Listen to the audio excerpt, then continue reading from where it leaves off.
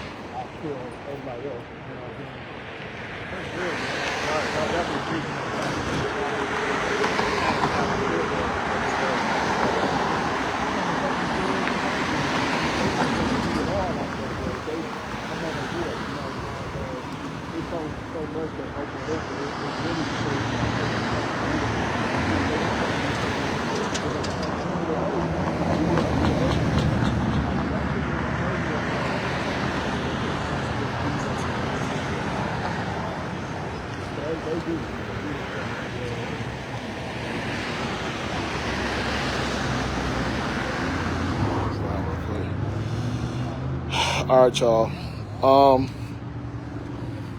I am here on 51st and Mill Road. I'm gonna show the scene real quick because they are getting now. I don't want anybody to show up. Let the family, because they did just get off of press conference asking for privacy and to let them, kind of grieve and get themselves together. But I'm here with B. Ivory Lamar. He is the representing the family as the attorney. The connection was made last night to make sure that they had representation. They did go per the new SOP in place. They had to show the family the video within 48 hours. They got to see it. And so they just had a press conference. And I am here to tell y'all, if y'all have not seen the live from the news, that the situation, and he just explained in detail what was on the video. And so I'm gonna actually get with him for a second and have him repeat it and just say a few words. But in the midst of that, there are two things that I personally would like to see new or more direct standard operating procedures on, so that this situation can never happen again. This is the thing, y'all. I want y'all to understand this about police shootings. Police are not trained to shoot you to maim you or hurt you. They have no difference between stopping a threat and killing a person. So what we may see as overkill or excessive, they have the legal ability. If they are in situations where force can be used to that level, they can use whatever force, unfortunately, in them situations. So, again, if you have not watched the live from the family, they totally accept what they saw. They totally am apologetic with the situation and hate that this situation happened the way that it happened. But let me see. Let's see. Always. So they finna go do a vigil right now. But I'm gonna try to stay on to have Ivory kind of reiterate. But just from my understanding, I was supposed to go live that same day, but I wanted to wait until I knew for sure that the family had seen that video. I'm gonna try to go somewhere where it's a little bit quieter. I wanted to go somewhere I wanted to make sure that I gave the family enough time in that 48 hours to view the video before I spoke on it, because we were debriefed by the department and the detectives to let the community know. One, y'all will get to see the video within 14 days. That is the part of the new SOP. The family gets to see it within 48 hours. The community will get to see it within 14 days, 15 days. So now that the family has seen it, I can relay the message to you all that, and I'm gonna say something else that I started to say yesterday. I know people are saying, I saw this happened, woo this, woo that. And every person that I have reached out to say, if you saw that, or if you have video, people saying they got video, people saying they saw this and saw that, I gave every opportunity for people to reach out to me or to go to the department and the detectives and say something or provide what they have. And I will tell y'all, people have not done that. People are making post upon post upon post, and I reached out to them and they did not provide anything, okay? So I want us to be, listen y'all, we have to put our energy behind situations that need it, right? And I'm not saying, I'm not disregarding or disrespecting this situation. I'm saying in this instance, this situation was what it was said to be. The video will show, and Lamar just related out what they saw. There was an exchange of words. There was an incident with their vehicles. They got out. Unfortunately, Elijah produced the gun, hit the officer. They exchanged shots, and that's how that happened. Unfortunately, that's how that happened. They have seen the video. They have accepted it because they saw it with their own eyes. And unbeknownst to us, the video is crystal clear because this officer had dash cam. So it was not video from a business or anything like that. This is direct. This was an undercover, unmarked squad of some sort that had a car dash cam. And so everything was clear from, and again, the video will be released to the public within 14 or 15 days. So unfortunately, this situation is going to be deemed justified. I can probably assure you. However, multiple things I still see wrong with this. Because you are in an unmarked squad and you get into a verbal altercation and an accident with a person, right? Immediately getting out of that car, they should have to say, hey, I'm an off-duty officer. I'm an undercover officer. Whatever it is, they should have to say that, because I can guarantee you, had he have immediately identified himself and said that, then it probably would not have escalated to that point. Okay? And I'm not, I'm speaking from a standpoint of how to avoid these situations moving forward, that if they don't have to do that already, this is my understanding of it, bro. I didn't see the car. Whatever car it was unmarked and unidentified. It didn't have police markings on it. I'm just reiterating and I'm just rewording what B. Ivory said. So I'm going to get him to say what he said again. If I'm saying unmarked and it wasn't unmarked, then that's on me. Put that on me. That's how I interpreted it. But it had video dash cam. So it can be disputed if it was unmarked or whatever. Whatever car he was in had dash cam, okay? But if they are not made already by their standard operating procedures, that if they get into a dispute with a person and they don't walk up and say, I'm armed, I'm an off-duty police officer, if they don't identify themselves right away, that should be an issue. Because he didn't put on identification until after the shooting.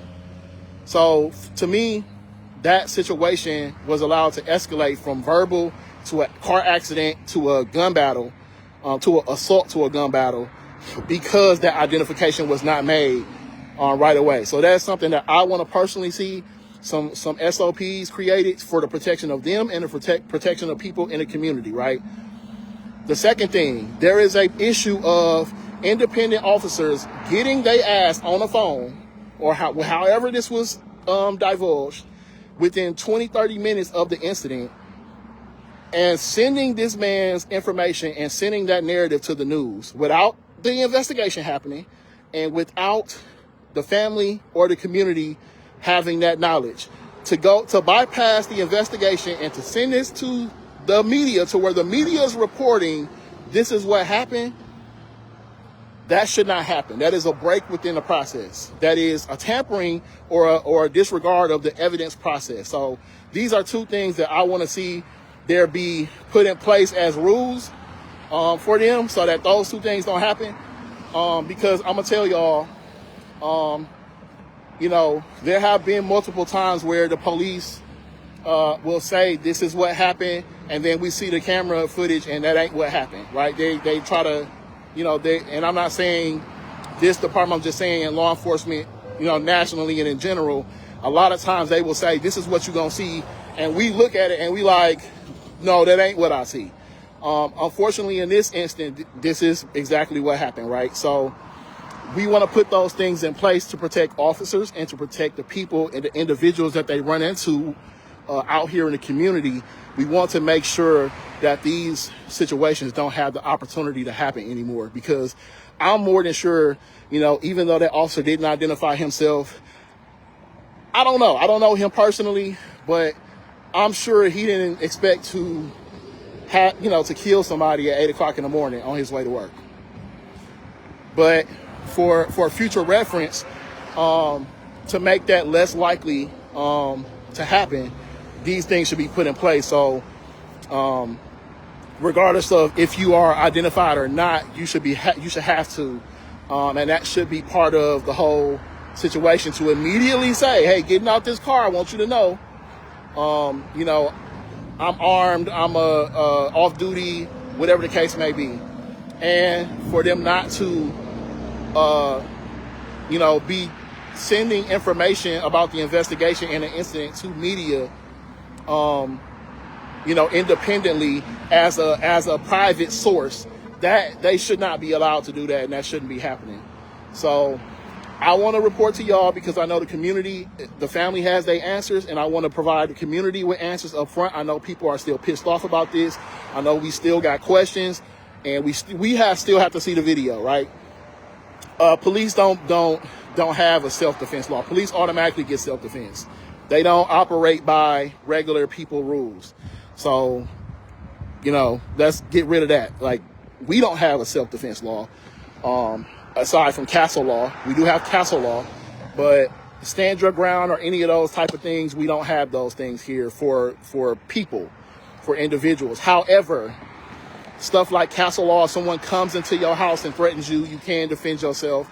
Or there will be instances where they will refuse to prosecute on the basis of self-defense, because you can claim self-defense as a defense. So they don't have to prosecute you if they see the circumstances where he was defending himself. There's nothing formally to say you can claim self-defense. No, we don't have that here. No, it would matter, because as a so everybody who's driving around getting into accidents ain't armed or have the protections of an officer to shoot and kill you in a road dispute and just go home from that. You can't shoot somebody, you know, have a gun battle as two citizens and nobody walk away without, you know, without nothing happening to them. So it does matter if a person is an officer or if they're not an officer. It definitely does matter. Those are two totally different circumstances. So from a legal standpoint, this is what I'm telling y'all. I have handled these cases for 10 plus years. The connection of the lawyer being brought to this family. You said, do I got a lighter? Nope. The connection of the lawyer being connected to this family was my doing last night. I work with attorneys. I work in high profile cases. I have dealt with investigations myself. If you don't know who I am or what I do, we have our own investigations team, et cetera, et cetera. I do this. So I know what I'm talking about. And we've done stuff on a national scale. So they did just do his parole release. Yeah, y'all, I definitely, but I will say, y'all, and this is not an excuse, but this brother had a funeral to go to yesterday of another person. So I'm almost certain, man, his state of mind went right. You know what I'm saying? For a situation like that, unfortunately. So it's, you know, I hate that it has to end like this or be this way. But I want us to stay protected, and I want us in these situations, y'all, please, bro, if y'all witness something, don't just take it to social media talking about what you saw. Like, record, you know, and or give accurate information for what y'all saw, because it was about 19 different stories yesterday, man, and that really, like, again, you know, ain't good for the family and they state of mind when they going off what other people tell them, and it ain't that. So y'all are doing a disservice for the situation, and y'all are doing a disservice for the family when you lie or make stuff up.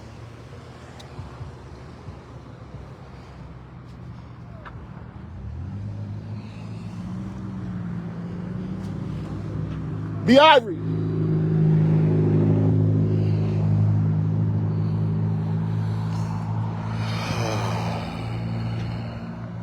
Yeah, listen, I wouldn't tell nobody not to defend themselves, y'all. Like, self-defense is the order of the day. And again, y'all know the rules is better to be judged by 6 than carried by 12. It's a terrible attitude to have, but including myself, if I'm in a situation and it has to be me or you, self-preservation is just how things go. Let's just not put ourselves in those situations unnecessarily, y'all. That's what I'm saying. Like, Milwaukee is always one situation, especially when it comes to community and police. We are always one situation away from this motherfucker being tore up again. You know what I'm saying? And we, of course, we got enough stuff to deal with than to be, you know, dealing with that, having that on our plate as a community as well. So I want people to understand this too. Law enforcement and community, there ain't no side. I am on the side of right, okay? Whoever is right in the situation, they right, okay? I'm not elected. I'm not a city employee. I'm subcontractor. I'm an individual, right? I have an obligation to other people like me because they have their protections, they have their supports, and they have their systems, right? So I have an obligation to ensure that we as citizens have our protections and have some support and have some,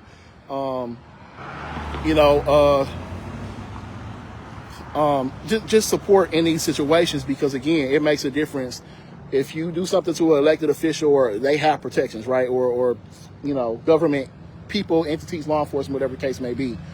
And so that's my role. There is no side. People, if you are in law enforcement and you're making comments about whose side a person is on, then you are totally disregarding the fact that not all law enforcement are out here living right. Not all of them are telling the truth either, and not all of them are representing their force as solid, upstanding people. There are people who are out here bogus, okay? And so taking that into account, in these situations, stop looking at it as whose side is that person on, because they're holding you accountable. Because when you're wrong, I'm going to say you're wrong, and when you're right, I appreciate this family for standing in front of these cameras with everything that's been said about them and everything that's been said about this situation to say, our person was in the wrong, we accept what happened to him, and we pray for that officer and his family and the fact that he was put in that situation. That takes a very strong person to do that. So I'm going to see if B. Ivory will kind of do a reiteration for y'all so that I don't mess any information up about what he saw or what was told, and from the legal standpoint of things. Because, yeah, it was a comment made from somebody who, in law enforcement, talking about whose side is he on. What? I don't get paid. I'm not part of no badge. I'm not part of no system. I'm not, what the hell? Because if you're wrong, I'm definitely going to say you're wrong, you know. Just like if you, Lamar.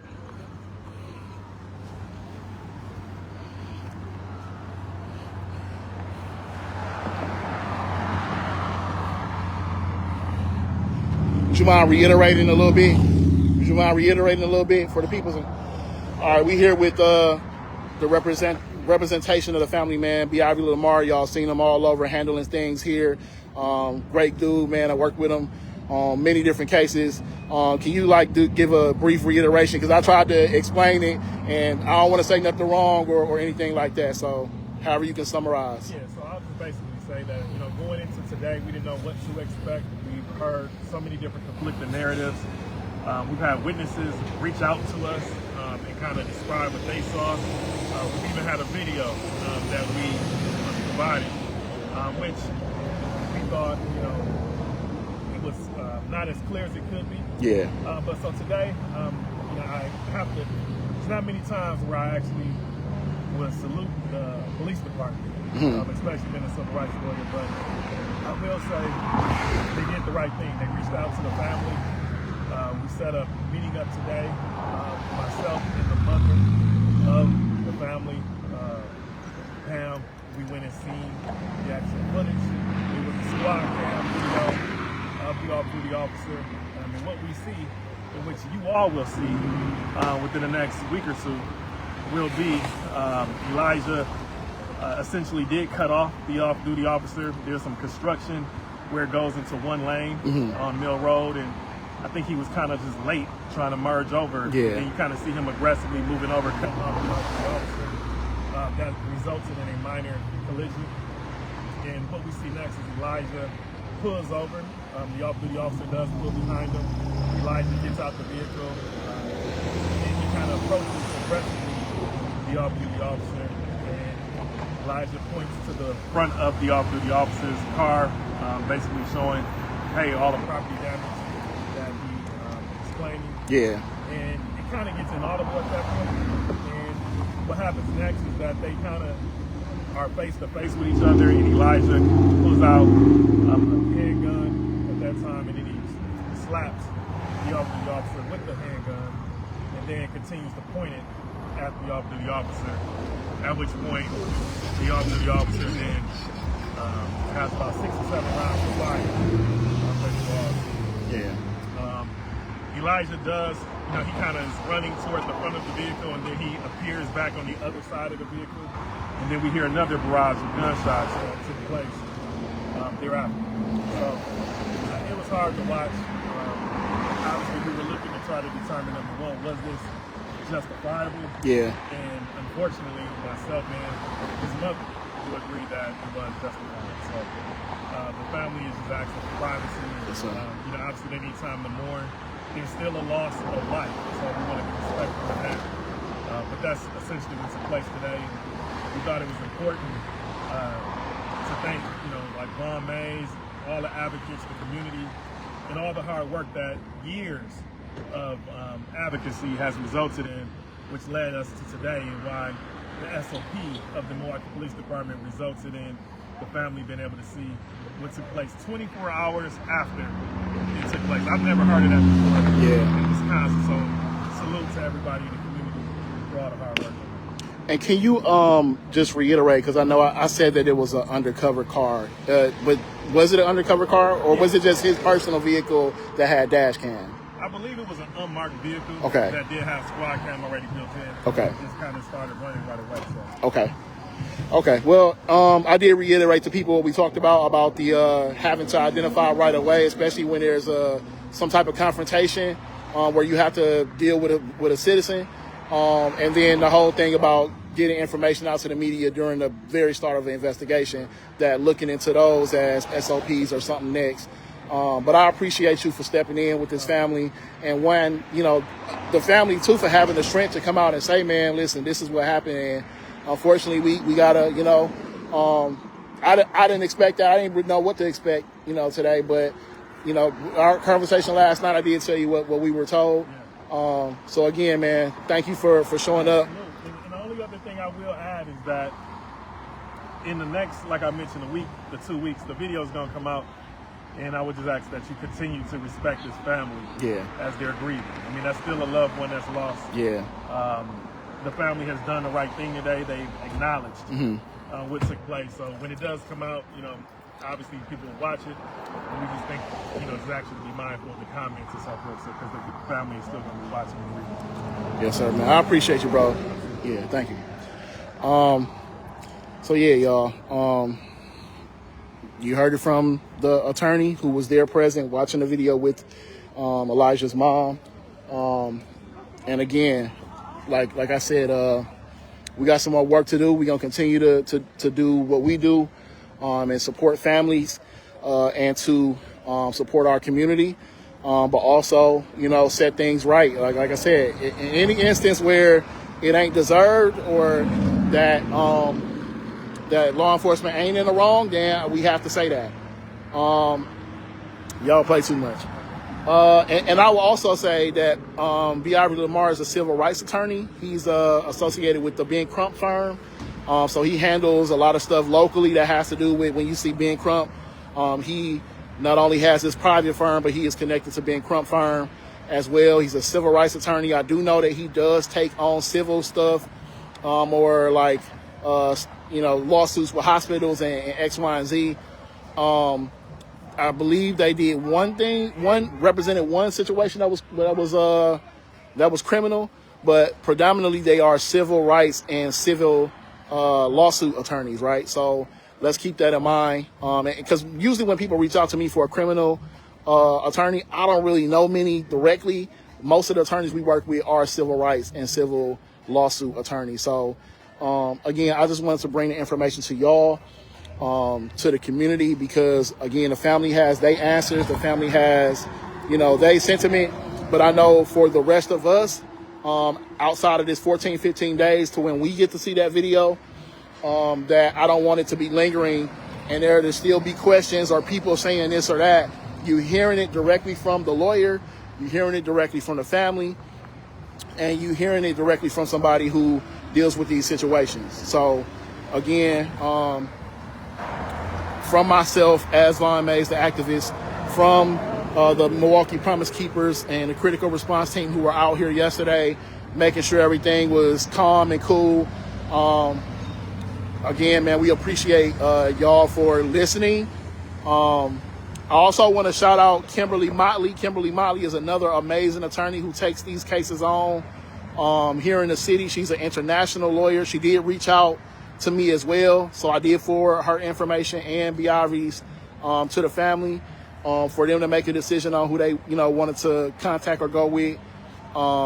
Just to put that out there, because she did reach out.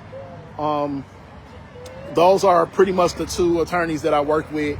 I also work with Verona Swanigan here or there when she's able or you know, comes to the city to deal with things.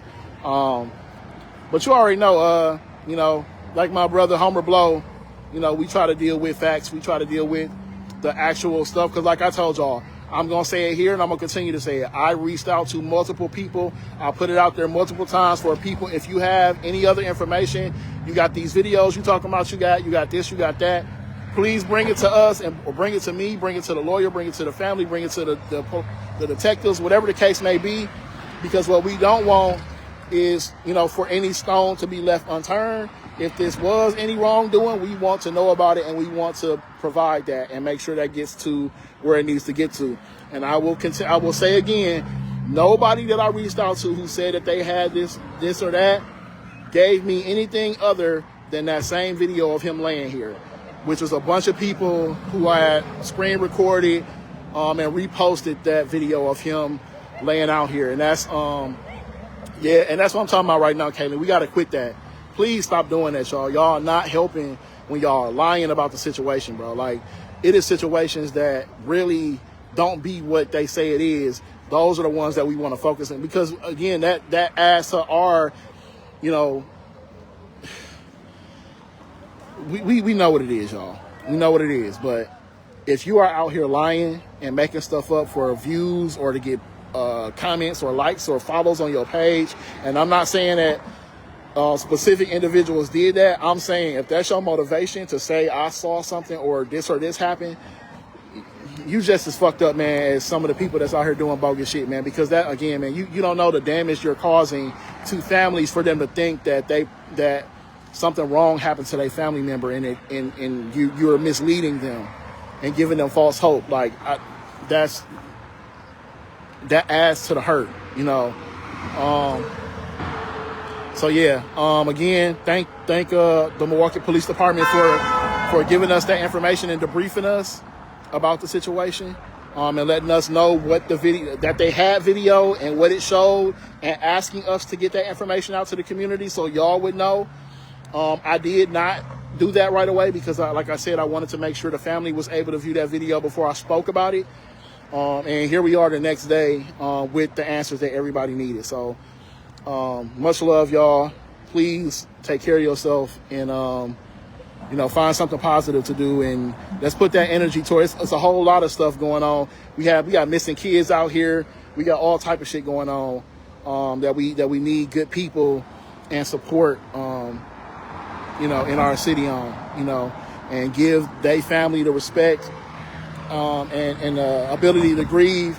Unfortunately, they lost not just one family member, but two family members. It was a whole funeral yesterday. They had to leave the scene of this to go to another funeral, and now they got to deal with this. So it's just tragic all the way around. And again, speedy recovery to that officer. And unfortunately, the situation arose to the level that it did. So I'm gonna get out of here and try to get some rest today. It's been a busy day for me. Again, y'all just, some of y'all know and some of y'all don't, just even trying to balance and dealing with my own personal stuff. So, so yeah, y'all, man, love y'all, man. Peace. Y'all already know what it is. Thank you, Mark Love.